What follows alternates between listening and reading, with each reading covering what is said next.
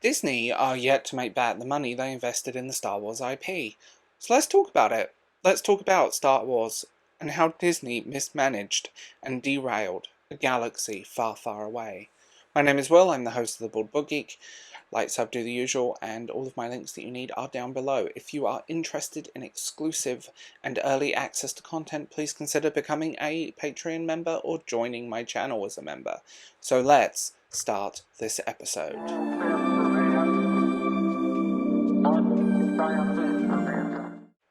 When Disney purchased Lucasfilm in 2012, many fans were filled with hope and excitement.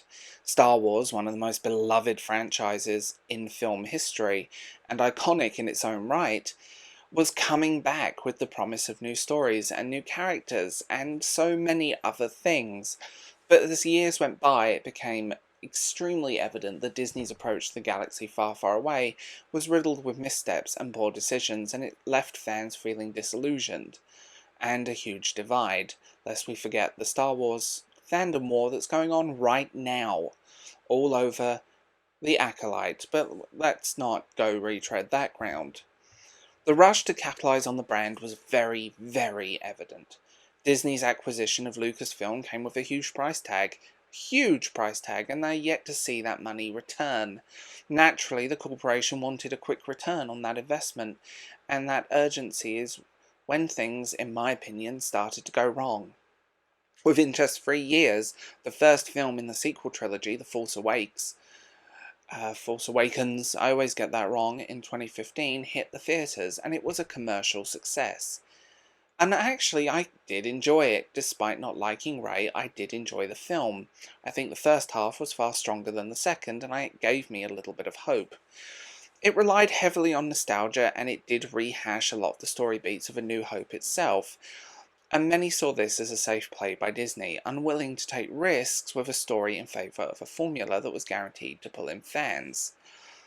Instead of giving creators the time to craft a cohesive trilogy, Disney went force an annual release schedule for these films, including spin-offs like Rogue One and Solo. It was a huge pace, and it was a huge amount of content dumping. It resulted in inconsistent storytelling and quality, and this was most evident in the sequel trilogy, where director changes and creative differences changed drastically between films. Perhaps the most glaring example of Disney's mismanagement with Star Wars is the disjointed nature of the sequel trilogy. J.J. Abrams' Force Awakens started off as a familiar, if unoriginal, homage to the original trilogy. It introduced new characters and left doors open for some plot developments. Yet, when Rian Johnson took over The Last Jedi in 2017, his approach veered in a drastically different direction. Johnson challenged many of the conventions of Star Wars storytelling, and while some appreciated the boldness of his choices, many fans were feeling alienated. Instead of building upon the foundations laid by the first film, The Last Jedi dismantled it, particularly in its treatment of legacy characters like Luke Skywalker and the mysterious Snoke. And when J.J. Abrams returned for The Rise of Skywalker, the final installment, it attempted to backtrack and course-correct from many of Johnson's decisions, leading to a chaotic and incoherent conclusion. The lack of clarity and a vision that just felt like they were throwing mud at the wall from the outset resulted in a trilogy that felt disjointed, rushed, and ultimately unsatisfying. Disney's handling of Star Wars had also alienated a significant portion of the franchise's core fanbase. While The Last Jedi was praised by some for pushing the saga in an unexpected direction, many longtime fans felt the film disrespected the legacy of these iconic characters. Luke's portrayal as a disillusioned hermit who had abandoned hope was a far cry from the optimistic hero of the extended universe and the original films. Furthermore, the mishandling of legacy characters continued with Han Solo's return to The Force Awakens, where his development was destroyed. He was gone from a galactic hero for the sake of a nostalgia appeal. Instead, the movie's iconic characters weren't meaningful. They weren't moved forward in any meaningful ways. And Disney opted for regression, making them a shadow of their former selves. The disillusioned old man thing gets really old really fast. And if you want the honest truth, there were a lot of errors in how Disney's strategy was not working. There was an oversaturation of Star Wars content. In the span of 5 years, fans were bombarded with 5 Star Wars movies, which was once a highly anticipated event, became a yearly routine. The experimentation started to wane, and the excitement started to wane.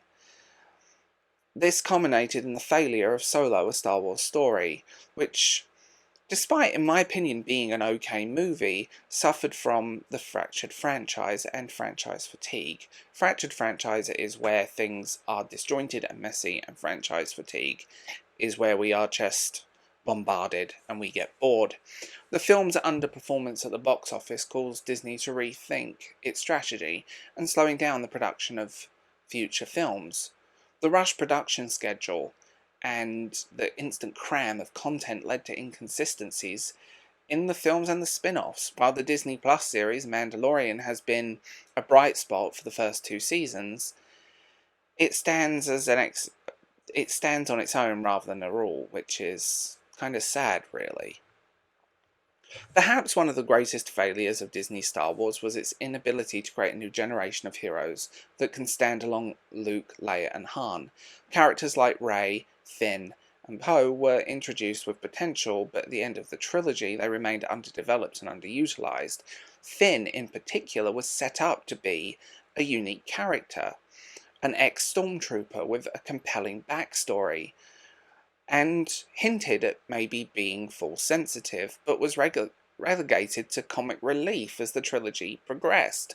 He was the pilot, he was the chauffeur.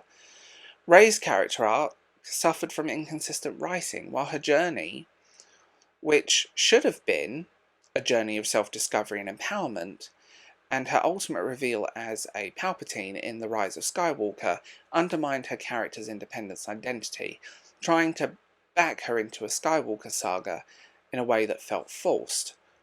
She felt like she shouldn't have been there.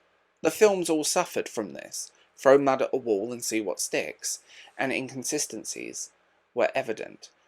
You would never know, if you changed the names of the characters, that any of those 3 films were part of the same trilogy. Disney's mismanagement of Star Wars represents a classic case of corporate greed taking over creative storytelling. By prioritizing profits and brand experiments over cohesion, a thoughtful narrative, Disney has tarnished the legacy of one of the most iconic franchises in cinematic history. While there are still opportunities to right the ship with up-and-coming projects, but many of those are currently on hold, the damage has been done by the sequel trilogy, and it will remain a sore point for years to come. Ultimately, Disney had a chance to bring Star Wars to a new generation, but they delivered a product that felt soulless, rushed, and disconnected from the very magic that made the original films so beloved.